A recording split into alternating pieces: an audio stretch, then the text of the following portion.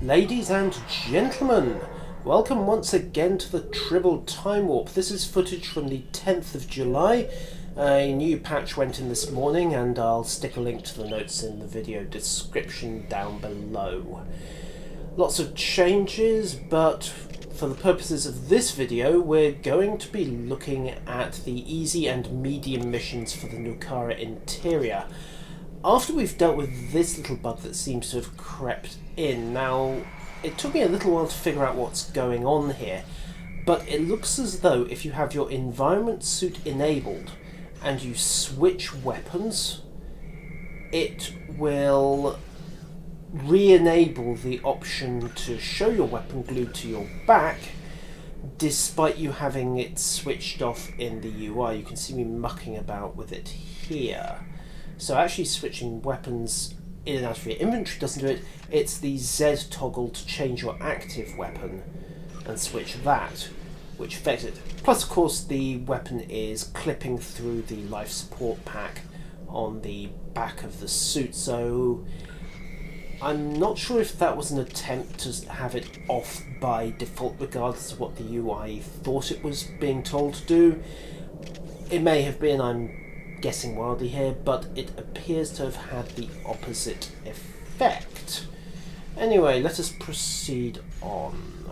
The cave itself is nice and convenient for the beam-in sites, so you're not exactly going to get lost here. Indeed, even Starfleet security was able to recognise that they had found something. If it was possible to facepalm in an environment suit, I'd be doing it right now. Ladies and gentlemen, these are the people we have guarding our starships. Do you feel safe in your quarters at night? Ugh. Anyway, the interior begins with a safe zone. There is a reason for this. This is your respawn point if you die, at least in this first cavern. So if you are for some reason silly enough to take your environment suit off, then here at least you're safe. And for those of you wondering why I did that, it had occurred to me that somebody might have not set the safe zone trigger in here. It's the kind of really dumb thing that has to be checked, because if it bugs out, everyone assumes it's correct, and thus nobody bothers to test it until it goes live and everyone is suddenly screaming, "Oh god, we're burning to death inside a safe zone." And that's terrible. Let's just quickly scroll through the mission description and see what we're actually meant to be doing. So, break out some slaves, interrogate some mirror universe prisoners. Mineral matters is the same one that you get outside. Indeed, you can get the minerals both inside and outside. You don't have to pick it up the once. And what are we meant to be doing for the interiors? So that is grab some reports, 40 of them. Okay, that's the hard one. I'm not doing that until I can get hold of some friends, in air quotes, to give me a hand with it. And yeah, that is pretty much it. So we've got the jobs. Let's just roll out and see what happens. Now, on the subject of testing the bleeding obvious, we're going to go for something here that really ought to be left to D-class personnel, but since none of those are available, we're going to do it ourselves. Namely, making sure that the atmosphere in here is actually as toxic. But we'll take a quick look up here. This is the Klingon equivalent side, hence the red force field. Now, he's flagged friendly, that's a good thing. Otherwise you just know some joker would wind up trying to kill him. Quite like the Klingon environment suit. Got enough lines reminiscent of the stock KDF outfit without being obviously impractical. Can't zone across to the KDF base camp, that's probably a good thing. Right, just to check that this does respawn you in the right place. For science, ladies and gentlemen. Ow, ow, ouch. Did that? Yes, it did. It left a scorched effect corpse. That's a nice reuse of the assets from the Horta mission that or at least the Horta side area in the Riemann mission. Which one was it? The one with the Ferengi operated mine? I can't remember the name. Anyway, let's see if the corpse persisted. It didn't, but that's hardly a surprise. Well, with that all working nicely and on spec, let's go find some Tholians and give this new sonic anti-proton sonic rifle a test. Now then, lifts down to the lower levels. That'll be where the medium and hard areas are located. Map. Okay, this is pretty spread out. Looks like 4 prisoner holding zones and a total of 8 areas with slaves. So I'm guessing you're meant to run almost a figure-8 lap around the entire facility to clear this floor. Right. Fireproof Tribble, ladies and gentlemen. Bet you didn't know they existed. Now you do. And knowing is half the battle. Okay, Tholian Lieutenant. He has shields and... This... what the... Oh, of course, they're spiders. Stands to reason somebody would be using webs. And... oh.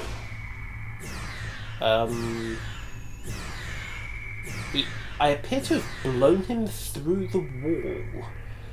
Okay, let's see if we can get around this with a bit of careful positioning. Nope, the secondary's not having it either. For the record, this is a high-density beam rifle, but potentially I can see this happening with any knockback weapon. I just don't have enough. Can't melee him out. Can I play with line of sight? No, it really doesn't want to know, does it? Okay, let's see if we can drag him out. Ooh, take care of this while we're here. Gonna have to live with the flanking damage until he switches. Drop dead. It may just be me, but this weapon is feeling distinctly weedy compared to my usual phaser rifle, and oh wow. Oh right, there was a hang on, just how many Tholians were there and how many have I just killed? Because that was 3. Was that a respawn? Ugh, right. Okay, so slave cells, hit the unlock. And a Tholian beams in behind you. That's a nice touch, so you don't get too complacent. This weapon... oh god. That weapon feels... doesn't feel like it's got any oomph behind it. And the Tholians have a new transporter effect. Ironic, really. That's something I commented on in my last video, and it's nice to see that they have actually got it now. Either Cryptic are watching my videos and have got a really responsive dead cycle, or I was working on the same pattern that they are and just thinking, hey, that would be good. Respawn already? That was, what, 2 minutes? 3 to that pack respawning? On the other hand, I suppose this map is being balanced for 20 to 30 plus people running around rather than just one, so if you have long respawns then you're just going to run out of mobs eventually, but oh wow, I'm grateful I have a medic kit loaded for this or it will be getting so very, very messy. Cryptic, I don't know if STO supports dynamic respawn rates yet, but if it doesn't, it's a technology worth looking into. Right, now then, with that interruption dealt with, let's get back to breaking out some slaves. Boom. Okay. Of course, the thought occurs that those guys don't have environment suits, so this could turn into the shortest slave revolt in history, because all the Tholians really have to do to solve their little labour uprising is, well, open the doors. Simple physics will take care of the rest. And another respawn? Holy wow. Okay, web grenades you can dodge if you're quick, that's worth knowing. At least the phaser rifle's got considerably more of... I don't know whether this is just me, but that feels meatier. And it certainly seems to be making quicker work of the Tholians. Let's have a look at the numbers. Or at least we would have a look at the numbers. Get off. Drop dead. Thank you. And you as well. That stun side effect can be so handy when it procs at the right moment. Right, now, as I was saying, the numbers. So, Mark 12, 123.9 DPS plus 24.1 from the phaser. Okay. As opposed to 125.9 plus the... Is that with or without the Sonic? The anti-proton rifle ought to be doing a better job of wrecking the Tholians than... Oh no, not you lot again. Oh well. Pop. Yeah, the anti-proton rifle ought to be doing a better job than the phaser rifle of wrecking Tholians. So, I don't know, it just really doesn't feel like it. Either the numbers are misleading, or I'm just not used to that weapon, but it feels wrong. Now, let's see if I can abuse this. No, I can't. It's not incremented the cell field count. So that is interesting. Maybe it requires the officers to respawn as well as the field controls to have re-popped. In which case that is potentially a bugbear for anyone who comes along, gets a repopped field control, but doesn't have any slaves in the cells and thus doesn't get credit for it. Anyway, 7, 8...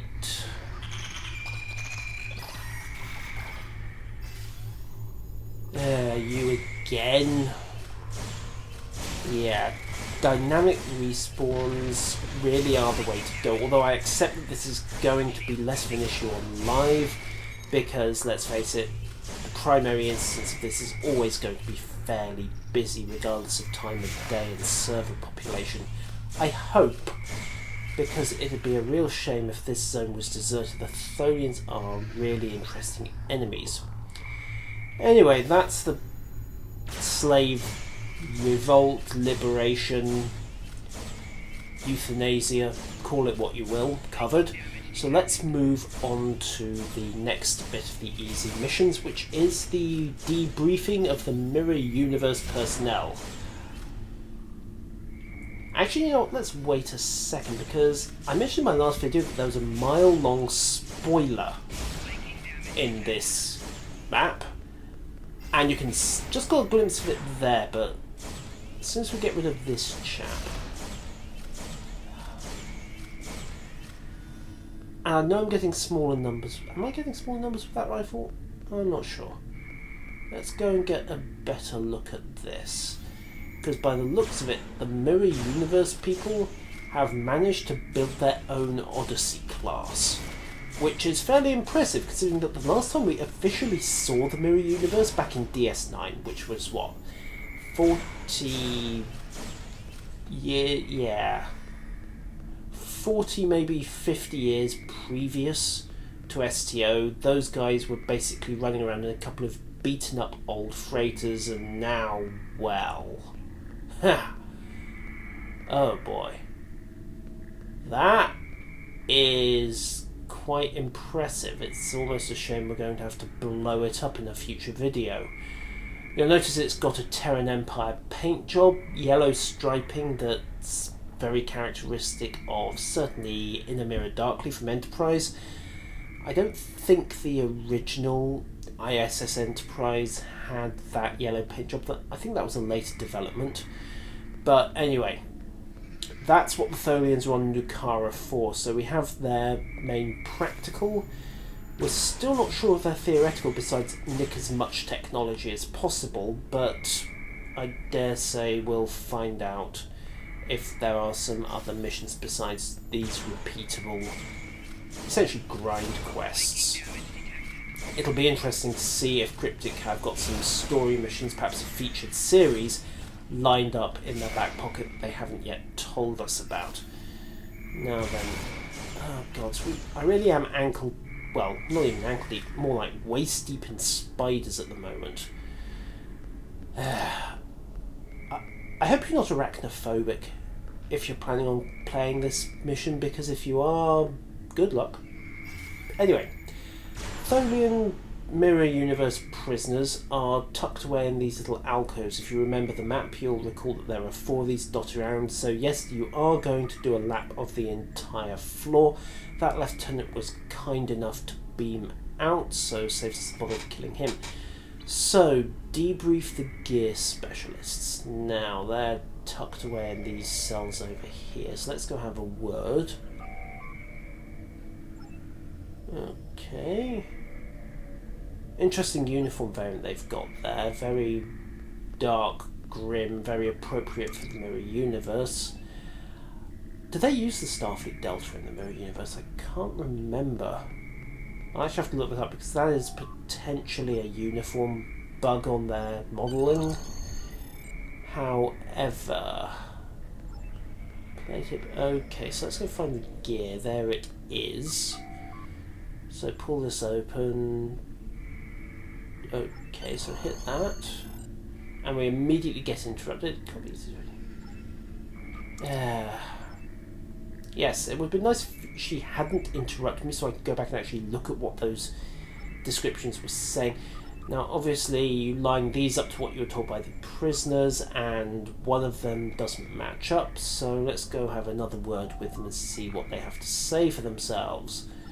You notice that the mission options have changed, the dialogue options are different, so each line of dialogue corresponds to a particular officer, so 3 officers, 3 items, or rather 1 item and 3 options on each item, and then 3 potential reasons why they are or aren't telling you a load of horrible, horrible lies. Although I do have to note that it's basically a case of, this is true because you say it's true and I say it's true, or this is false because you say it's true and I say it's false.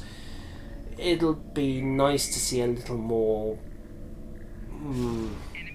variety to the dialogue, and go away. There.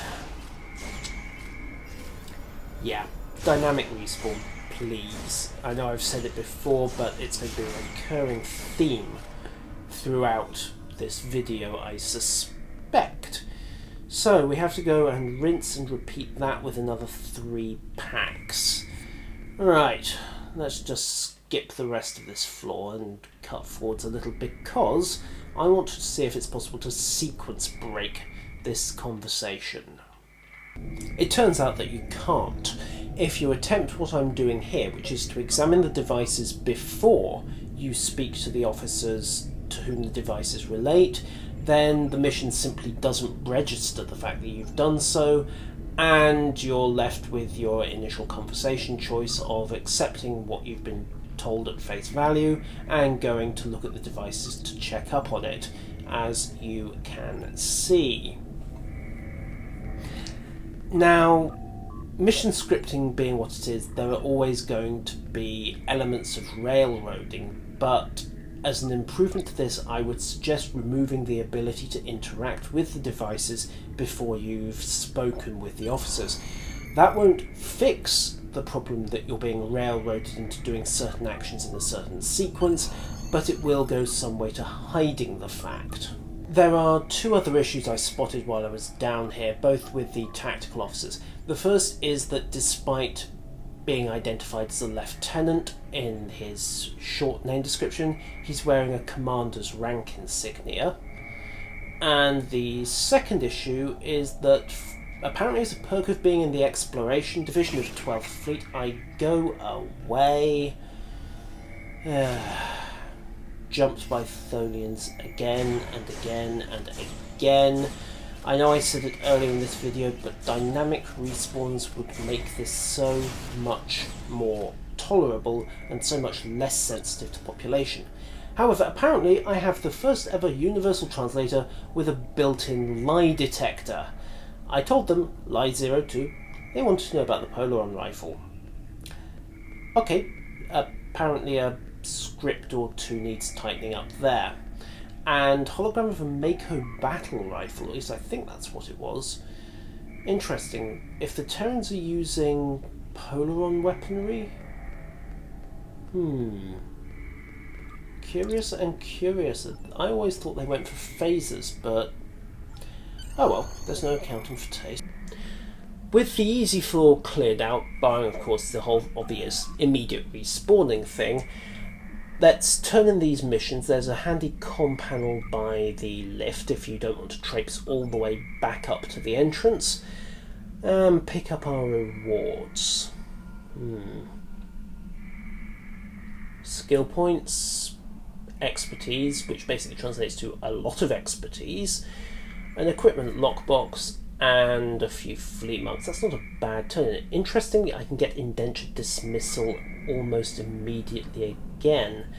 Now, I'd have thought that would have gone on to a 20-hour cooldown, give or take, because otherwise you're just going to get people grinding out that mission again and again and again until they're sick of switching off panels. Level 2, ladies and gentlemen. Grey cave, grey stone architecture. I'm not sure if that's a reuse of something or not. Can't think of it for a moment. Tholian pattern lighting, and on the map we've got what looks like a lot of red dots. A couple of side passages and 2 separate wings. And oh joy, Tholian lieutenants. This whole floor's going to be crawling with multiple Tholian lieutenants, ladies and gentlemen. And chances are we're going to have the same fairly outrageous respawn rate as well, because I'll bet you anything they didn't implement dynamic spawning down here either.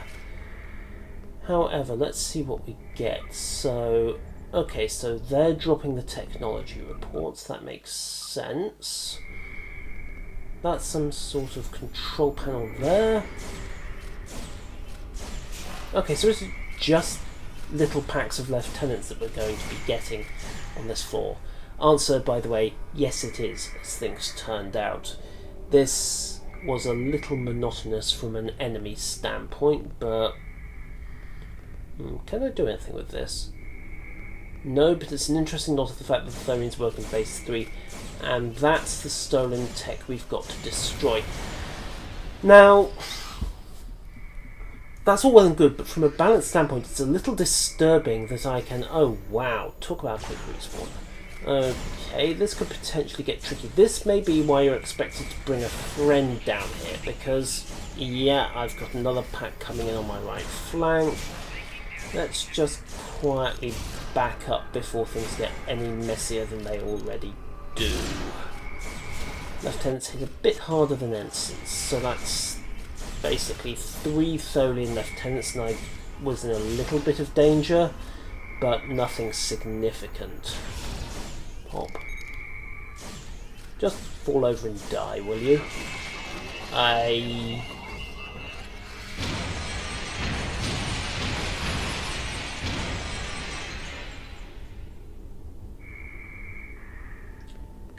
I should probably make some kind of one-liner here about going to pieces, but it seems a little morbid. And the stone technology is already repopped. Now that strikes me as a potential problem, because I can complete this entire floor without going more than about 2 yards from the first corridor, which is basically an invitation to camping, and it certainly kills the difficulty even with the accelerated respawn. God, I've got 4 of these lieutenants chasing me now. This could be interesting. Okay, need some room. Don't really want to get stuck in their webbing grenades. Too late. Right, break out the heals and start trying to control how many of them are shooting at me via the terrain. Careful use of line of sight, much use of heals. It's a little disturbing that this is supposed to be a 2 to 3 player level, and I'm not really having a problem with it. I'm just having to be a little bit careful about how I approach it, which shouldn't be the case. I should be getting, well, bluntly, I should be getting my arse kicked down here. Where did the other Tholians go? Because I'm certain there were 4 shooting at me. Did the other pack just give up and wander off? That's depressingly slack if they did. Oh, and for some reason the targeting laser on phaser sniper rifles has this tendency to point at the roof when you aim a sniper shot at a stolen technology thing. This was fairly consistent. It's unique to the tech. You can see it's hitting the Tholians just fine. And I don't know whether it's purely a phaser sniper rifle thing or whether it's a sniper rifle thing regardless of damage type. It will be interesting to pick up a few more sniper rifles, come back down here and check. I just didn't have them in inventory at the time. Okay. Going back to the difficulty area, this feels a bit undertuned at present. I accept that I'm in a situation where healing abilities are quite powerful and I have a lot of them. I mean, you can see here that I'm not even resorting to a hypo yet, and that would be by emergency move, just large hypo, emergency complete heal.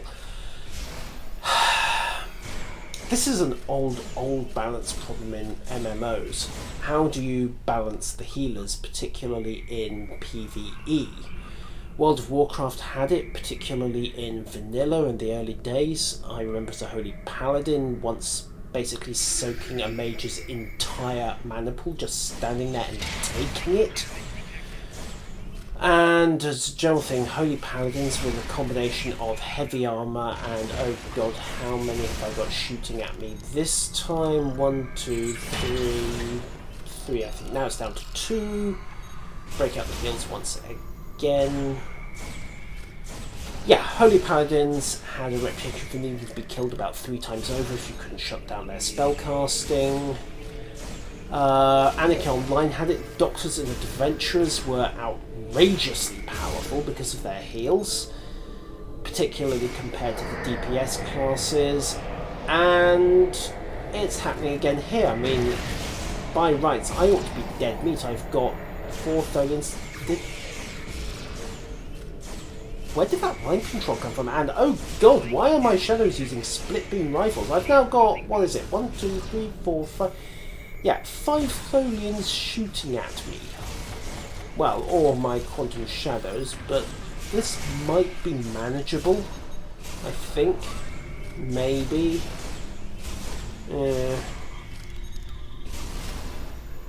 If I was smart at this point, I'd have loaded a hyper into my quick bar rather than the Tribble, but I wasn't, and yeah, there I go.